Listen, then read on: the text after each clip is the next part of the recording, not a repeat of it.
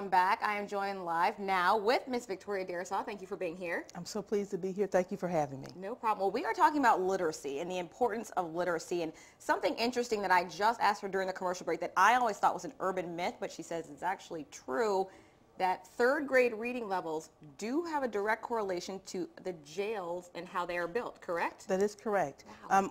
And it's not just the third grade reading levels, it's the number of students in third grade who are reading below level is a predictor.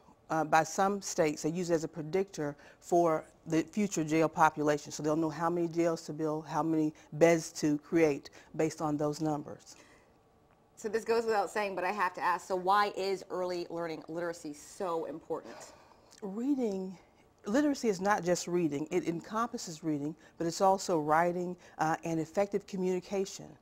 It is the foundation upon which all future success is built. It's the greatest gift that a parent can give a child, because especially early on, because from 0 to 3, to age 3, from birth to age 3, the cognitive development of a child is at its greatest. And so it's at that time we can implant and put those seeds for reading, the importance of reading. It makes such a big difference in their futures. Now, in your field as a judge, you have come in contact with a lot of different people, all different backgrounds. What effect have you seen on teens, young adults, and even older adults who are not reading at the appropriate level that they should be? Well, I'll tell you, the ability to read and the literacy rate has a direct inverse correlation between your crime rate and your jail population. So in other words, the greater the literacy rate, the lower the crime rate, the lower the jail population. Oftentimes before we take a plea from a person who's entering a plea in a criminal case, we have to assess whether they can understand and knowingly